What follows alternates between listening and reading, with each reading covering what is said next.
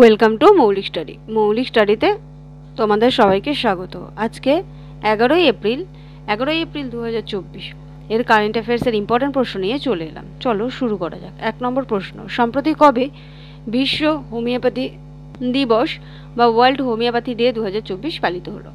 এটা 10ই এপ্রিল পালন করা হলো। প্রতি বছর 10ই এপ্রিল এই বিশ্ব হোমিওপ্যাথি দিবস পালন করা হয়। আধুনিক হোমিওপ্যাথির প্রতিষ্ঠাতা ডক্টর স্যামুয়েল হ্যানিম্যান 1755 সালে তিনি জন্মগ্রহণ করেন। তিনি একজন জার্মান চিকিৎসক এবং রসায়নবিদ ছিলেন। বিশ্বাস করতেন যে হোমিওপ্যাথিক প্রতিকারগুলি রোগীর চিকিৎসার জন্য আরও ভালো এবং আরও কার্যকরী উপাদান। তিনি ম্যালেরিয়া, গুটি বসন্ত, অন্যান্য অবস্থার চিকিৎসার জন্য হোমিওপ্যাথিক প্রতিকারের ব্যবহার নিয়ে ব্যাপক গবেষণা এবং পরিচালনা করেন। তো 10ই এপ্রিল এই বিশ্ব হোমিওপ্যাথি দিবস পালন হয়। এবছরের থিম হচ্ছে হোমিও পরিবার, ওয়ান হেলথ ওয়ান ফ্যামিলি। পরের প্রশ্ন 2 নম্বর, সম্প্রতি এয়ার ইন্ডিয়া কাকে গ্লোবাল এয়ারপোর্ট অপারেশনের প্রধান হিসেবে নিযুক্ত করেছেন?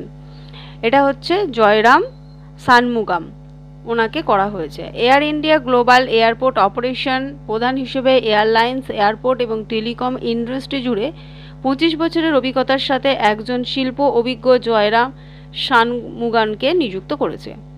Jayraj সানমুগাম Singapore airlines, Qatar Airways, jet এয়ারওয়েজের মতো বিখ্যাত এয়ারলাইন্সের সাথে তার বিস্তৃত কর্মজীবনের মাধ্যমে অর্জিত গ্রাহকদের অভিজ্ঞতা বিমানবন্দর অপারেশনের ড্রাইভিং শ্রেষ্ঠত্বের ক্ষেত্রে স্বতন্ত্র দক্ষতা এনেছে। তো এয়ার ইন্ডিয়ার ইতিহাস সম্পর্কে একটু বলি। এটা হচ্ছে 1932 সালে জে.আর.ডি. টাটা দ্বারা প্রতিষ্ঠিত হয়েছিল। এয়ার ইন্ডিয়ার একটি সমৃদ্ধ ইতিহাস রয়েছে এবং এটি অভ্যন্তরীণ আন্তর্জাতিক উভয় ফ্লাইটে একটি শক্তিশালী নেটওয়ার্কও স্থাপন করেছে। পরের প্রশ্ন 3 নম্বর, সম্প্রতি কোন ভারতীয় বংশোদ্ভূত বিশেষজ্ঞ ডিমেনশিয়া নিয়ে ব্রিটেনের গবেষণা দলের জন্য নির্বাচিত হয়েছেন? এটা হচ্ছে ডক্টর অশ্বিনী কেশবন। ডক্টর অশ্বিনী কেশবন একজন ভারতীয় বংশোদ্ভূত নিউরোলজিস্ট। যুক্তরাজ্যের একটি বিশ্বমানের গবেষণা দলের অংশ হওয়ার জন্য নির্বাচিত হয়েছে। এই মর্যাদাপূর্ণ দলটিকে রক্ত পরীক্ষার মাধ্যমে ডিমেনশিয়া শনাক্ত করার জন্য গবেষণা পরিচালনা করার জন্য নিয়োগ করা হয়েছে। এই পদ্ধতি সমর্থন করার জন্য আরও প্রমাণ সংগ্রহ করার জন্য গুরুত্বপূর্ণ দায়িত্ব দেওয়া হয়েছে এবং সেই গবেষণা দলে হচ্ছে তিনি নিযুক্ত হয়েছেন। ডিমেনশিয়া কি? এটা হচ্ছে এক ধরনের সিনড্রোম যা জ্ঞানীয় কার্যকারিতার হ্রাসের দিকে পরিচালিত করে। স্মৃতি, যুক্তি, বোধগম্যতা, স্থানিক সচেতনতা, গাণিতিক ক্ষমতা, শেখার ক্ষমতা, ভাষা দক্ষতা এবং সিদ্ধান্ত নেওয়ার প্রক্রিয়াকে বিভিন্নভাবে এফেক্ট করে। এর মাধ্যমে কি হতে পারে? মস্তিষ্কের কোষের ক্ষতি, মাথায় আঘাত, স্ট্রোক, ব্রেন টিউমার, এমনকি এইচআইভি সংক্রমণও হতে পারে। পরের প্রশ্ন 4 নম্বর, সম্প্রতি কে আয়ারল্যান্ডের সর্বকনিষ্ঠ প্রধানমন্ত্রী হয়েছেন? এটা হচ্ছে সাইমন হ্যারিস।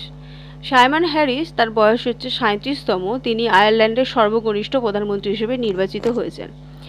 গত মাসে লিও ভারাদকার স্থলাভিষিক্ত তার পদে তিনি স্থলাভিষিক্ত হচ্ছেন। এর আগে প্রধানমন্ত্রী ছিলেন লিও ভারাদকার।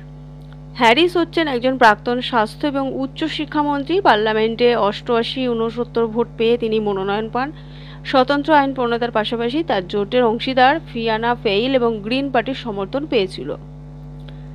পরের প্রশ্ন 5 নম্বর, সম্প্রতি জিম্বাবুয়ে যে নতুন স্বর্ণ সমর্থিত মুদ্রা চালু করেছে তার নাম কি? এটা হচ্ছে জিগ বা জিম্বাবুয়ে গোল্ড, এর শর্ট ফর্ম হচ্ছে জিগ। বছরের পর বছর অশান্তির পর তার অর্থনীতিকে স্থিতিশীল করার প্রয়াসে জিম্বাবুয়ে একটি নতুন স্বর্ণ সমর্থিত মুদ্রা চালু করেছে যার নাম হচ্ছে জিগ, যেটি জিম্বাবুয়ে গোল্ডের সংক্ষিপ্ত রূপ। এই পদক্ষেপটি এসছে যখন দেশটি হাইপার ইনফ্লেশন এবং একটি অস্থির আর্থিক ল্যান্ডস্কেপের সাথে লড়াই করছে সেই সময়। জিগ এর মূল বৈশিষ্ট্য একটু বলি।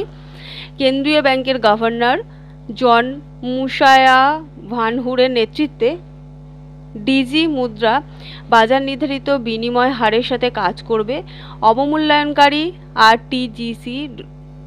আরটিজিএস ডলারের পরিবর্তে 1 থেকে 200 মূল্যের নতুন নোটগুলির লক্ষ্য স্থানীয় মুদ্রার প্রতি আস্থা ফিরিয়ে আনা। তো জিম্বাবুয়ের সম্বন্ধে একটু বলি। একটু দক্ষিণ আফ্রিকার দেশ, রাজধানী হারারে, মুদ্রা মার্কিন যুক্তরাষ্ট্র ডলার, অফিসিয়ালি ভাষা সোনা, ইংরেজি। রাষ্ট্রপতি এখানকার হচ্ছে এমারসন মানগাঙ্গোয়া। পরের প্রশ্ন 6 নম্বর, সম্প্রতি ভারতের রিজার্ভ ব্যাংক নিয়ম মেনে না চলার জন্য কোন দুটি সংস্থার ওপর জরিমানা আরোপ করেছে? এটা হচ্ছে 1 নম্বরে করেছে আইডিএফসি ফার্স্ট ব্যাংক এবং 2 নম্বরে হচ্ছে এলআইসি হাউজিং ফাইন্যান্স। ভারতীয় রিজার্ভ ব্যাংক দুটি আর্থিক প্রতিষ্ঠানের ওপর জরিমানা আরোপ করেছে, আইডিএফসি ফার্স্ট ব্যাংক এবং এলআইসি হাউজিং ফাইন্যান্স, বিভিন্ন নিয়ম না মেনে চলার জন্য। আইডিএফসি ফার্স্ট ব্যাংক ঋণ এবং অগ্রিম যে সংবিধিবদ্ধ এবং অন্যান্য বিধিনিষেধ এর নির্দিষ্ট নির্দেশাবলী না মেনে চলার জন্য আরবিআই এর ওপর 1 কোটি টাকা জরিমানা আরোপ করেছে। এবং এলআইসি হাউজিং ফাইন্যান্স এটা হচ্ছে কেন্দ্রীয় ব্যাংক নিয়ম লঙ্ঘনের জন্য 49.7 লক্ষ টাকা জরিমানা আরোপ করেছে। রিজার্ভ ব্যাংক সম্বন্ধে বলি, যেহেতু রিজার্ভ ব্যাংক এটি করেছে, এটা হচ্ছে কেন্দ্রীয় ব্যাংক, প্রতিষ্ঠা হয়েছিল 1 এপ্রিল 1935, কলকাতার সদর দপ্তর মুম্বাই, বর্তমানে হচ্ছে গভর্নর শক্তিকান্ত দাস, তিনি 25th governor. IDFC first bank এটি একটি ব্যাংকিং ব্যবস্থার নিয়ন্ত্রণ করে, এটা হচ্ছে বর্তমানে সিইও হচ্ছে ভি বৈদ্যনাথন আর এর সদর দপ্তর হচ্ছে মুম্বাই। এলআইসি হাউজিং ফাইন্যান্স এর বর্তমানে সিইও হচ্ছে টি অধিকারী, প্রতিষ্ঠা হয়েছিল 1989, সদর দপ্তর মুম্বাই, আর জীবন বীমা কর্পোরেশন অর্থাৎ এলআইসি প্রতিষ্ঠা করেছিল। পরের প্রশ্ন 7 নাম্বার, সম্প্রতি কোন ভারতীয় American Texas Open play off ড্রামায় জয়লাভ করেছেন? এটা হচ্ছে অক্ষয় ভাটিয়া। ভারতীয় American golfer Akshay Bhatia 8 April 2024 Denny ম্যাককার্থির বিরুদ্ধে দুর্দান্ত প্লে অফের পর ভ্যালেরা টেক্সাস ওপেনের শিরোপা জিতেছেন। এই জয়টি শুধুমাত্র তার প্রথম বড় টুর্নামেন্টের যোগ্যতাকে চিহ্নিত করেননি, বরং 2024 সালের মে মাসে আসন্ন আগস্টা মাস্টার্সে তাকে একটি ভালো স্থানও দিয়েছে। টেক্সাসে ওপেন জয়ের সাথে অক্ষয় ভাটিয়া আগস্টা মাস্টার্সে চূড়ান্ত স্থান অর্জন করেছে এবং তাকে $1.6 মিলিয়ন প্রাইজ মানি দেওয়া হয়েছে। পরের প্রশ্ন 8 নাম্বার, 30 এপ্রিল থেকে 9 মে কোন রাজ্যে উদ্বোধনী জাতীয় মহিলা হকি লীগ আয়োজিত হবে? এটা হচ্ছে ঝাড়খণ্ডে হবে। ভারতীয় হকি ল্যান্ডস্কেপ জাতীয় মহিলা হকি লীগ 2024-25 উদ্বোধনী মরশুমের সাথে একটি যুগান্তকারী ইভেন্টের সাক্ষী হতে চলেছে। 30 এপ্রিল থেকে 9 মে পর্যন্ত রাঁচিতে অনুষ্ঠিত হওয়ার জন্য এটি নির্ধারিত হয়েছে। এই লিগটি দেশের শীর্ষস্থানীয়দের একটি রোমাঞ্চকর প্রদর্শনী হওয়ার প্রতিশ্রুতি দিয়েছে। রাঁচির মারাং গোমকে জয়পাল সিং অ্যাস্ট্রোটার্ফ হকি স্টেডিয়ামের সমস্ত ম্যাচ খেলার সাথে লিগটি 2টি পর্বে অনুষ্ঠিত করা হবে। তো ঝাড়খণ্ড রাজধানী হচ্ছে রাঁচি, মুখ্যমন্ত্রী হেমন্ত সোরেন, রাজ্যপাল সিপি রাধাকৃষ্ণন, ন্যাশনাল পার্ক হচ্ছে বেতলা ন্যাশনাল পার্ক আর হাজারিবাগ ন্যাশনাল পার্ক। পরের প্রশ্ন 9 নাম্বার, সম্প্রতি কোন ভারতীয় টেনিস খেলোয়াড় মন্টে কার্লো মাস্টার্সে ইতিহাস গড়লেন? এটা হচ্ছে সুমিত নাগাল। ভারতীয় টেনিসের জন্য একটি ঐতিহাসিক মুহূর্ত, সুমিত নাগাল প্রথম ভারতীয় খেলোয়াড় হিসেবে ক্লে কোর্টে একটি এটিপি মাস্টার্স 1000 ম্যাচ জিতেছেন, যা তার কেরিয়ারে একটি উল্লেখযোগ্য মাইলফলক। রোলেক্স মন্টে কার্লো মাস্টার্সে নাগালের অসাধারণ কৃতিত্ব ভারতের শীর্ষ টেনিস খেলোয়াড় হিসেবে তার মর্যাদাকে আরও শক্তিশালী করেছে। পরের প্রশ্ন 10 নাম্বার এবং এটা লাস্ট প্রশ্ন, সম্প্রতি কারা 2024 সালের মার্চ মাসের জন্য আইসিসি সেরা খেলোয়াড় হিসেবে মনোনীত হয়েছেন? এটা হচ্ছে শ্রীলঙ্কার পুরুষ বিভাগে শ্রীলঙ্কার কামিন্দু মেন্ডিস এবং মহিলা বিভাগে হচ্ছে মাইয়া বাউচিয়ার। আন্তর্জাতিক ক্রিকেট কাউন্সিল অর্থাৎ আইসিসি শ্রীলঙ্কার ক্রিকেটার কামিন্দু মেন্ডিসকে 2024 সালের মার্চ মাসের জন্য আইসিসি পুরুষদের সেরা খেলোয়াড় হিসেবে মনোনীত করেছে। সিলেটে বাংলাদেশের বিপক্ষে প্রথম টেস্টে মেন্ডিসের ঐতিহাসিক ব্যাটিং পারফরম্যান্স শ্রীলঙ্কার পক্ষে জিততে কারণ হয়েছিল এবং সেজন্য তাকে এখানে মনোনীত করা হয়েছে পুরস্কার দেওয়ার জন্য।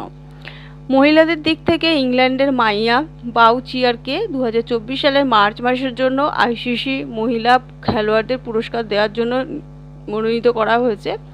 নিউজিল্যান্ডের বিরুদ্ধে টি20 সিরিজে তিনি অসাধারণ পারফরমেন্স দেখিয়েছিলেন এবং 4-1 সিরিজ জয় করেছিলেন। পুরুষ ও মহিলা উভয় খেলায় ক্রিকেটারদের অসামান্য কৃতিত্বের স্বীকৃতি দেওয়ার জন্য ICC player of the month এই পুরস্কারটা প্রদান করা হয়। প্রতি মাসেই এটা দেওয়া হয়। পুরস্কারগুলি বিশেষজ্ঞদের একটি প্যানেল দ্বারা নির্ধারিত হয় এবং ভক্তদের ভোট দ্বারা এটা নির্বাচন করা হয়। আইসিসি ইন্টারন্যাশনাল ক্রিকেট কাউন্সিল, সদর দপ্তর দুবাই, সংযুক্ত আরব আমিরাত, প্রতিষ্ঠা হয়েছিল 1909। আর বর্তমানে সিইও হচ্ছে জিওফ আর্ডালিস, আর বর্তমানে চেয়ারম্যান হচ্ছে গ্রেগ বার্কলে। এই ছিল আজকে সমস্ত ডিটেলস। ভিডিওটা ভালো লাগলে লাইক করো, বন্ধুদের সাথে শেয়ার করো এবং চ্যানেলে নতুন হলে অবশ্যই চ্যানেলটি সাবস্ক্রাইব করো। আজকে এতটুকুই।